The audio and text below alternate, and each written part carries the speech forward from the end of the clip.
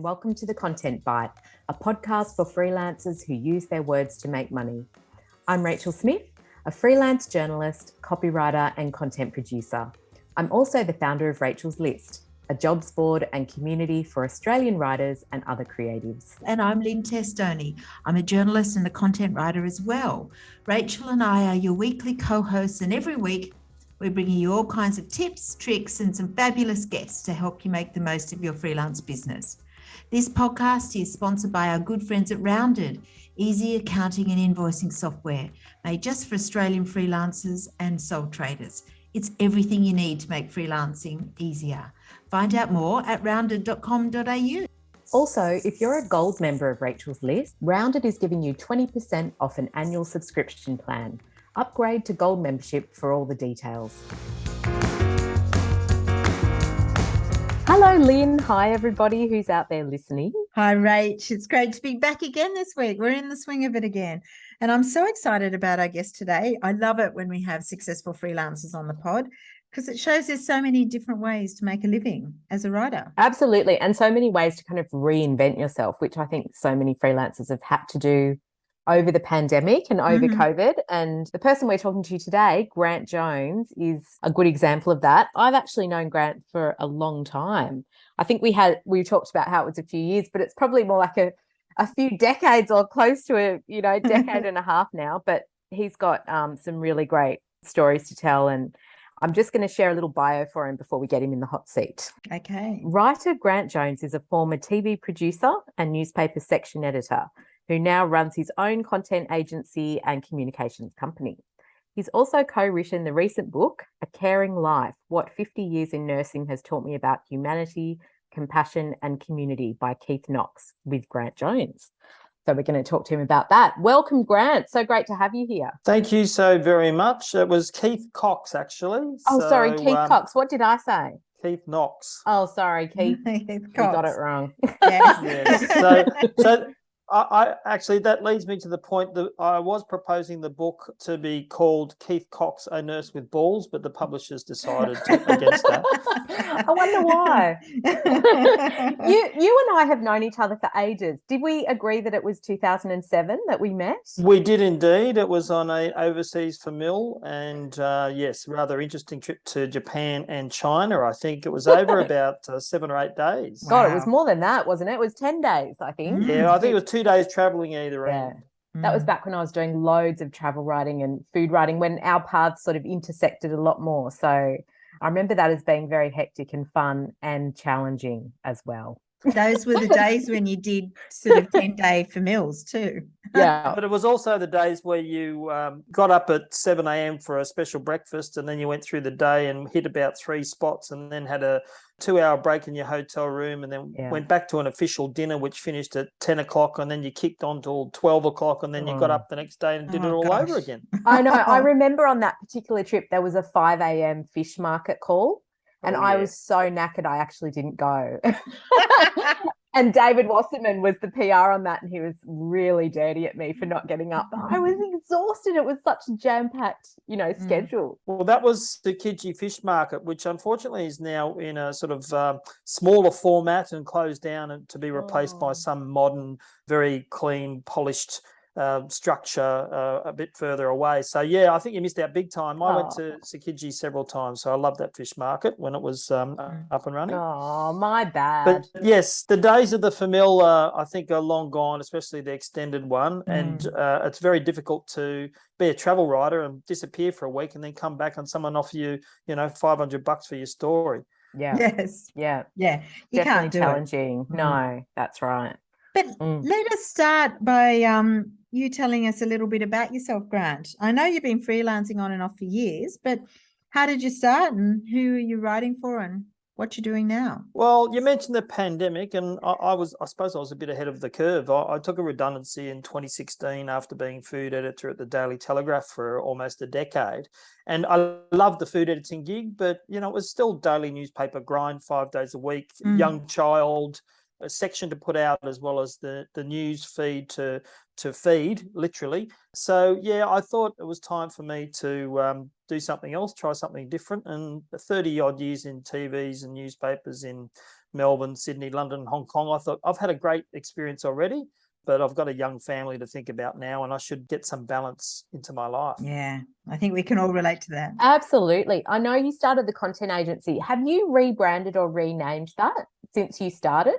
It was Chef's Garage. So it was a platform which, was a springboard from my food editor's role, where I had a great deal of connection with the hospitality industry. So Chef's Garage was the name of the company. But I found that, in hospitality, there was a lot of work to be done, but not much money, especially in the small to mediums. The big PR agencies were looking after the big guys and charging, small fortunes to run their campaigns for 3 or 4 months. But I wanted to look after some of the smaller operators and medium-sized operators, including those who needed to change the way they viewed media, including clubs and some people with limited English. So I focused on that. But unfortunately, the way I should have actually created a business plan. That's what I should have done first of all, and targeted my market. But I was just doing bits and pieces, and the bits and pieces worked for a little while, and I did very well for the first 4 years. And what I decided to do was find a bread and butter client, excuse the food analogy, but in this case it was Clubs New South Wales. So I edited Clubs New South Wales monthly magazine whilst also servicing my other clients. So I had a consistent income, which is really good. And that was for the first couple of years. And then Clubs New South Wales decided to close their print publication, as obviously many organisations did, from a print format to a digital format. So that role went. And then I had another project which I dove fully into, which is the launch of a restaurant in Liverpool by a construction company who've been in the news of late. And anyway, we will not mention their name.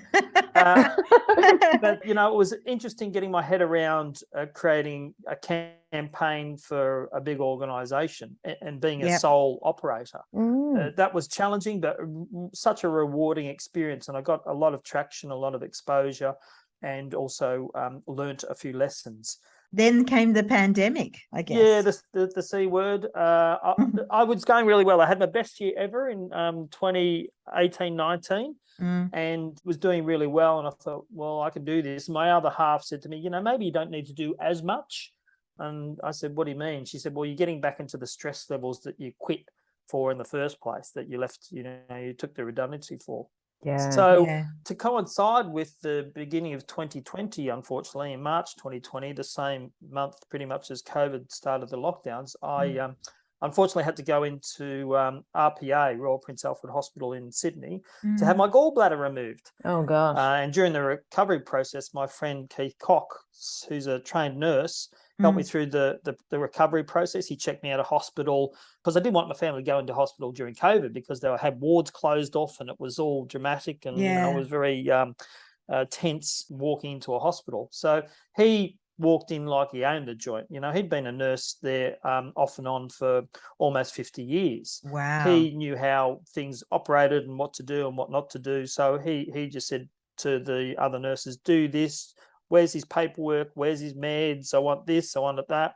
And anyway, Keith helped me through the recovery process, as he actually had beforehand. I was very fortunate when I'd been ill prior to that. Keith had been there to patch me up and help me through the recovery process. Wow. So was it you who suggested the book, or did he come to you and say, I've got this idea, or how did it come about? Well, as you know, if you've ever had an operation or you recovered from an illness, you don't want to talk much. You just sit there and Keith always had a story to tell. So I was happy to listen to Keith's stories, and he had so many stories to tell and names to drop. I mean, he didn't do it consciously. He did it just as a matter of fact. These are the people that I treated. It was Mark Hunter from Dragon, and Mike Willesee, the journalist, and Fred Hollows, the eye surgeon, and Johnny Warren, the soccer star, and my friend Anthony Warlow, who I treated for cancer, and and we're still friends. And then Chris O'Brien, after whom Lifehouse is named. Yeah. Wow. So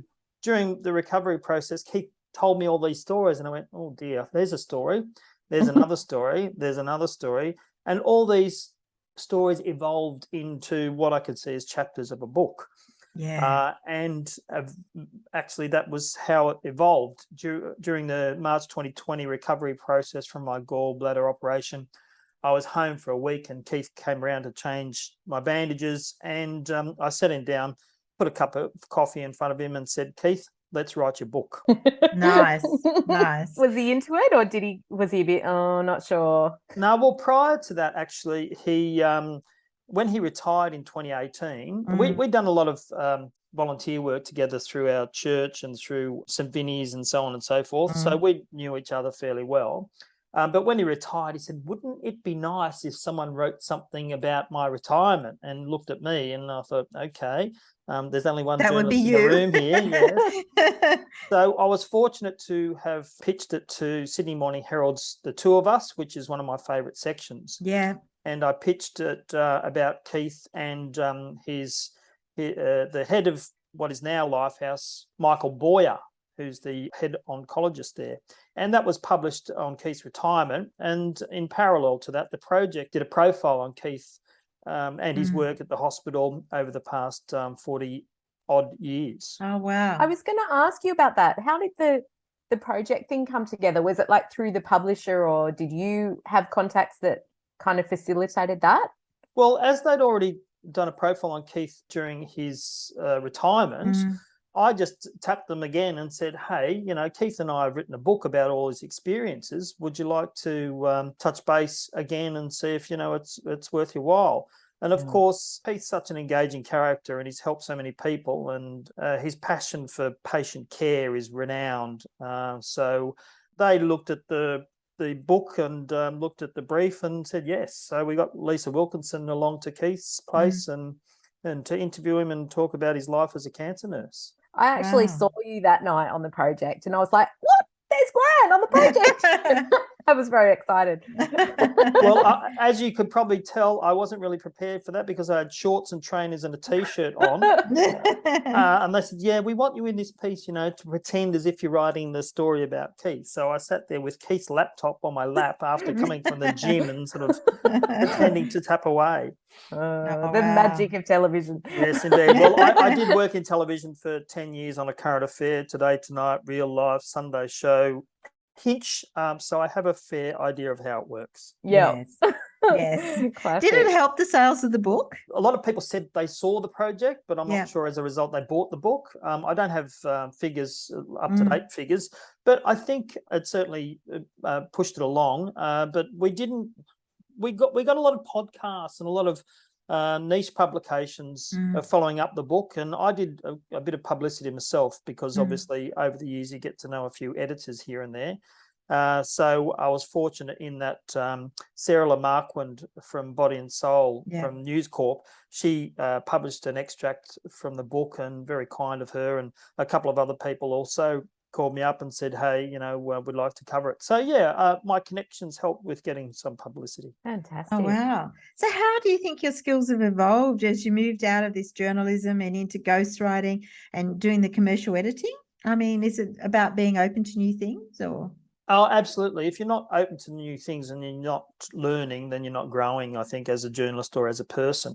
So I don't think it was a major transformation from being journalist to writing a book. I basically treated it as 70 short form stories, basically 70 features, and I just condensed it all together and put a thread through it, a timeline, and combined a few chapters, and it seemed to come together like that. So it wasn't too difficult at all. It was just a bit of a longer process. I mean, you do so many things though. You've done so many things over your career. Do you sort of pinch yourself at how different your work life is now compared to, say, 10 or 20 years ago? I know I certainly do for my own. Yeah, well, make that 40 years ago when I first caught a bus from Footscray as a cadet journalist to join the Herald and Weekly Times. Yeah. Oh, wow. And back then, you aspired to be a great writer. Yes. And a great journalist. It was a path to talking to interesting people, and that's what I wanted to do, was talk to interesting people. So that's what I wanted to do. I wanted to write about people and talk to people and tell their stories, and that evolution sort of it used to take a sort of a decade for things to evolve. I moved into television, and then I spent, off and on a decade there, and then I went to feature writing and feature editing and so on. But things change rapidly, even more so now. 2 years is a long time in journalism these days. Yeah, for sure. And I felt that I had a very long and successful career in both TV and newspapers, and I think becoming a freelancer allowed me to do different things. And I've done a lot of different things in my life, but I didn't need to do it in one block. I didn't need to do it for 5 years or 10 years. I could pivot. I could, move from one subject to another using those skills that I built up over 30 odd years, 35 years in journalism. Yeah, exactly. I know that you've recently moved into freelancing or contracting for Intermediate at Club Management magazine. Is that right? That's correct, yeah. But that's one of those things. It's another bread and butter client. And I think it's important, if anyone younger is listening to this, if they are looking into freelancing, it's a very difficult area to enter into if you don't have a bread and butter client. Yeah. Because there's instability, and instability creates uncertainty, and uncertainty comes through, I think, in your content. Because if you're not sure of yourself, and if you're not confident, then it's a very difficult area to work in. So I would suggest strongly that to have a client that can, pay your rent pretty much for 2 or 3 days a week is very important in the current climate, especially in the gig economy. If you're bouncing from one client to another client, project to project, story to story, it creates instability. And you're always chasing another story. You're always chasing another contract. You're always chasing another client. And I think that energy could be better spent writing. I really agree with you. And that's something that I've often said, like on the blog or, in the podcast or to young people starting out. You might be tempted to go straight into freelancing, but you're actually better being a bum on a seat somewhere. So you build those contacts and you can actually leave with something, with potential ongoing work, and then build from there. It's so much less stressful. Yeah, and I did that early in the piece by becoming a sub-editor, and people said, why do you want to become a sub-editor for? And I said, well, you can sub anywhere in the world. Yeah. New York or London or Hong Kong, which is what I did eventually. I got to Hong Kong as a sub, and I got to London as a sub, and I was able to live and work there because I had a basic grounding in a skill which is in high demand. Yeah. Yeah. And also that's where you make your contacts. You get to know the lay of the land, especially in another city, I'm sure. Yeah. Oh, absolutely. And in Hong Kong in particular, I was able to sub during the night and write features during the day. Oh, wow. My editor just happened to be Hedley Thomas, who's the author of the podcast The Teacher's Pet. Yes. Yes. So Hedley was very generous in offering me, freelance work on the side, so I could write features that I was interested in about Hong Kong and about the life there, as well as, doing my job as a sub-editor on the desk at night. Wow. So what do you prefer, freelancing and doing your own work and your own writing, or do you prefer editing and dealing with freelancers? Because you do a bit of both, don't you? I do indeed, yeah. Editing's my bag. I think I'm pretty good at it. I've worked at it hard and listened and learnt a lot. I worked on the London Sun and writing a news brief or rewriting a news brief. You get 300 words and have to turn it into 25 or 28 words of a sunspot, and they give you as that job for half of your shift. Wow. It takes some skill to be able to turn it into that precise, 25 or 28 words. So editing, I learned and I worked at, and I love doing it, and I find it rewarding because I can, turn things around and change tone and create something polished, which might have, come in rough. But writing's my passion. If I don't write, I always feel the urge to do so. I think, I haven't written anything for a while, and I'll always go back to it. So I equal passions, I think, but just different executions and different rewards. Absolutely.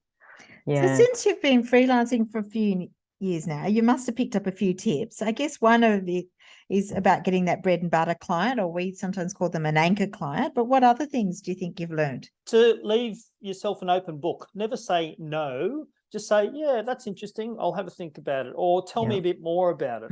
I've found, especially in the freelance gig, that there's always an opportunity out there if you allow it to come to you. So if you say, no, I only do F&B, or I only do travel, or I only do makeup, or I only do whatever, then you've closed that book. Yeah. So there's always an opportunity if someone says, hey, maybe this doesn't suit, but perhaps you have something else in future. Yeah. Just sort of being flexible. Yeah, but that also sounds to me like you're advocating for being more of a generalist than specializing, which I would think you do specialize, or you have specialized, but you're open to other things as well. Yeah, absolutely. And if you want to talk percentages, maybe F&B is 60 to 70% of my gig these days. And that's reflected in the Club Management magazine, which I now do for Intermedia. And they're a niche publishing company, which are doing particularly well by choosing those niches, which, there's still ad revenue to be had. The other 30 to 40%, I'll do anything from, from a beer launch to ghosting some travel docos, some documentation or some supporting bios for a travel company. So I don't mind, as long as it's about people and I get to profile people and talk to people. I think as I said, they're equally as rewarding. And while I love F&B, it's not all about F&B. Life's not all about F&B. There are other things that you need to add to the mix. And we should mention that F&B is food and beverage for anyone who is in a completely different niche and is like, what's F&B? Yes, It's not something that your teenage children will call you, but yes, food and beverage. Oh, nice. Well, they might. Do you have a sort of a daily or a weekly routine? I try to, and it's much like when I wrote the book. Keith and I went to the gym 3 times a week. We worked on several chapters where I recorded him or we went over chapters. So we did that as a regular thing. And that got me through COVID. That was 2 years of COVID, that book. Yeah. And likewise at present with Club Management magazine, I work on that 3 days a week or 2.5 days a week initially, and then do some other hours throughout the week. And then I can work on my other projects. So yeah, I like a routine, and I've set up an office, a proper office with sometimes dodgy internet, as you know, but with a radio, with a TV, with a newsroom sort of aspect to it, because I think that helps your environment. If you're working in a professional environment, you get showered and dressed every morning as if you're going to work, then that's another habit that I think that people should get into. And as much as we loved sitting in our tracky dacks in our Ugg boots during COVID, I think that was probably, going to end some stage when, the Zoom video went down to show you walking off in your tracky dacks and your Ugg boots. Your boxer shorts. Caught again, or your naked partner walking behind you in the screen. That has happened so much. How could it still be happening? Like, it happened to Carrie on the project with her husband not even that long ago. And I think it's because people have got comfortable with the medium, so therefore it's ever present, so you don't think about it. Yeah, that's true, I suppose. Oh no, it happened to me. Oh, did it? Yeah. Did you walk nude through someone's Zoom? Richard or you being nude? Richard. Yeah, because we're in a hotel room and I was, being a digital nomad, and I think it's like Teams. I'm not so good with Teams, and you minimize, and I didn't see that my semi-naked husband was sleeping in my background. It made the corporate I was doing the meeting with quite amused, apparently. But nobody said anything. They were too embarrassed. Unlike the KFC ad, Gary from accounts. Yes.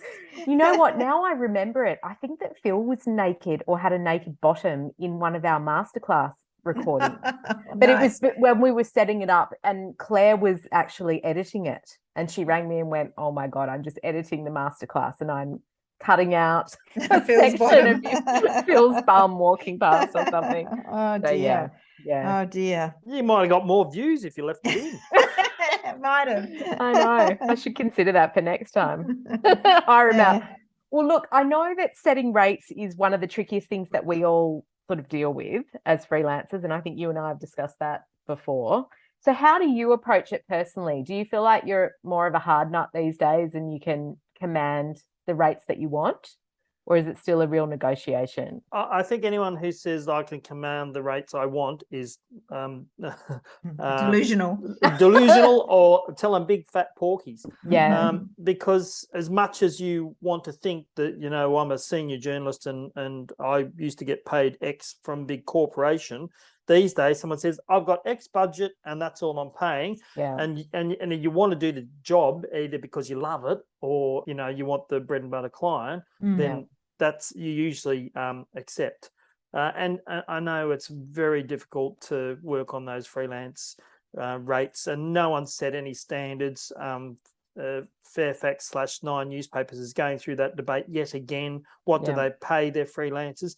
And some of those figures haven't changed since the 90s, the late 90s. And we're still paying, some people still want 30 cents a word or 50 cents a word for a freelance piece. And I think that's appalling. Yeah. But, likewise, the budgetary restraints and the advertising revenue that used to exist 10, 20 years ago doesn't exist anymore. It's spread out thinly over various mediums. Yeah. So in a nutshell, I'll take a solid client for a lower rate, and then I'll make it up with freelance stuff. Someone says it's an emergency, and I said, well, you're going to pay $1 a word, or you're going to pay me $150 an hour, or that press release is going to cost you $1,200, and it'll take me 3 or 4 hours. And if someone wants to lowball me, I'll go, okay, no, find someone else. I'll pass on that one. Thank you very much. I love that, actually, because it's actually a very realistic way to look at it. We all have to weigh up every opportunity that comes our way and figure it out. And if you have some of those high paying clients, you can take the other jobs that you're really passionate about that might pay less. So and it depends on your week too. There are some weeks when you're frantic and you're not going to take a low paying job because you've got enough high paying work, but other weeks you're a bit quiet and you think, I might as well do it. I'm not doing anything else. Yeah, and that's what I do. If someone says, hey, I've heard that you can turn around a story or you can turn around some content very quickly. Can you help us out? I'll go, sure, just let me shuffle a few things around. But if I have to put someone off, do you mind, paying a bit above the rate that you suggested? And they'll say, yeah, I think we can do that. Because if they're so desperate that they're reaching out to you and they say, can you provide the content? Then you've usually got the power to negotiate a bit harder. That's such a great point. You really have that leverage if they're coming to you to ask for more or to set it a bit more higher, for sure. So one thing we do ask most of our guests on the podcast is about like digital tools and sort of like tech tools. So are there any that you use that you'd recommend or have made your life easier? Well, try as I might, I will use something and then find it not satisfactory. I mean, going back to the days, what was it called? Was it called Dragon, which was the transcribing tool? Was it Dragon? Yes. Oh, yeah, that was ages ago, but it's gotten better, I hear, over the years. So I've found that the digital tools that I have used have been hit and miss, unfortunately. And there's always a new one coming along and someone says, try this and try that. And there's always great suggestions to use digital tools. But accounting tools I've found to be handy. When I was full on freelance and I had about 6 clients and was billing left, right and centre and was having difficulty keeping on top of it. And I had to hire a bookkeeper at one stage because it just got too much. And figures are not good in my head. I just can't keep track of stuff and budgeting and who paid what, when, where, why and how.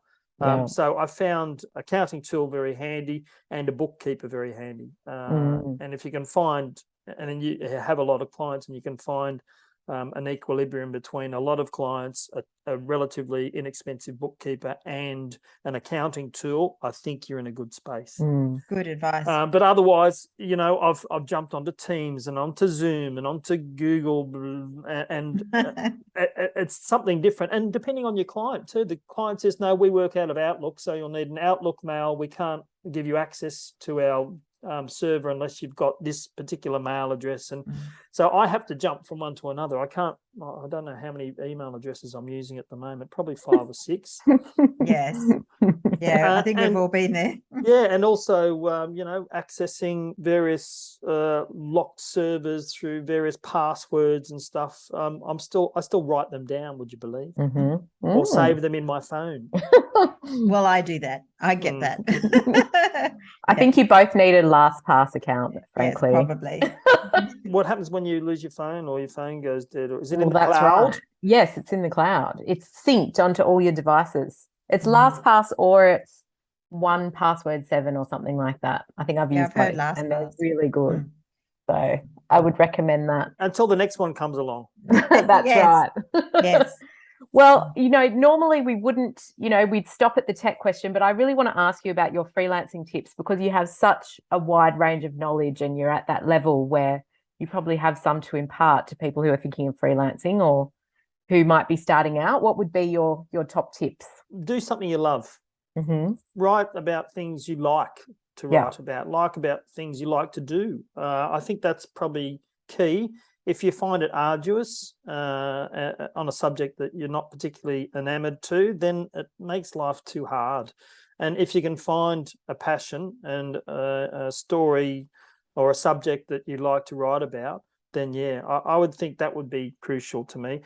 Why make your life hard writing about something you are not interested in? I think that's probably Yeah. the top tip from me. Mm. Yeah.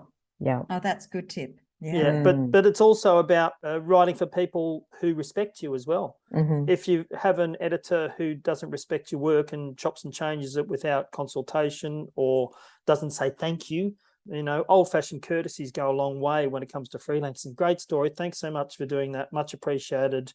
We'll tell you when it's published. And as an editor in past lives and still an editor now with club management, it's about the feedback too. I think that's important. Both you as a freelancer and as me as an editor to have a respectful relationship. Thanks very much for your copy. Can we change this? Can you add that? The writer, is everything okay? Did I meet the expectations? Is there anything I could do to improve, the content next time? Mm-hmm. Oh, yeah, that is nice. That mutual respect, really important. Yeah. Yep. I always ask that actually when I'm filing something. Yes, I do too. Let me know if you need any changes on this or something like that. Yeah. And then they throw their hands up and say, so sorry, we haven't responded. And, a week later, we've been so busy or so-and-so's left. Or, you have to understand that. And sometimes I get a bit cranky when people don't respond to 3 emails and say, hi, how is the copy? Anything further? And this happened just last week. Yeah. Urgent copy, quick, can you do it now? We want 10 stories with them by next Friday at midday, and that's a day and a half one. You go, sure. And you file it on the Thursday night and you hear diddly. You hear nothing. Oh, I hate that. I hate that. It's obviously not that urgent. And they've probably got 10 other people doing similar stuff and it's all piled on and they're just wading through the mire of freelance contributions. Yeah, absolutely. Well, what's next for you, Grant? Are you thinking about doing another book? Would you ghostwrite another book? I think Keith's probably got volume 2 in him somewhere. Yeah. And there's a book in all of us, they say, as journalists or as people, I suppose. And I found the biographical style really suited my style of writing, as a feature writer and so on. So I think that worked for me. And I actually have pitched a couple of other biographies to some people or, ghosted biographies, but I've yet to some fairly high profile people. They've yet to bite. So until that happens, then I'm quite happy doing my 3-day a week bread and butter / anchor client job and doing a mixed bag of assorted nuts, I suppose, to use another food pun. Yeah. Fantastic. Well, thank you so much for coming on the Content Bite, Grant. It's been brilliant listening to your career journey and everything that you've been up to. Where can people find you if they want to chat to you, follow you, pitch you at club management, anything like that? Well, as I said, I've got about 4 emails these days. I had the Chef's Garage as a brand when I started freelancing, but the hospo situation during COVID, I thought, why am I paying this money to sustain the site? So I shut that down. But yeah, I'm on LinkedIn these days and LinkedIn via club management as well as Instagram. Just Grant Jones or Grant Grant_Jones_Sydney, or just do a search on Grant Jones and you'll find me somewhere, somehow. You'll pop up. We'll put those in the show notes, won't we? Yeah, Lynn? we will. Somewhere in the metaverse, I will be there. You'll be there. Like all of us. Well, Yeah. thank you so much, Grant, for being our guest this week. And this is the end of our show this week. And thanks to everyone who's listening and sharing us on social media. So if you like the show, don't forget to leave a rating and review, because we do love those on the platform where you find your podcasts. Yes. And don't forget that you'll find the show notes in your podcast app. So head there to find out more about where you can connect with Grant and more about us and some other great episodes that you might have missed, I think. And thanks again to our sponsors, rounded.com.au, because they're easy invoicing and accounting software made just for Australian freelancers and sole traders. Go to rounded.com.au. Thanks, everybody. We'll see you next week. Happy freelancing. Bye. Thanks. Bye.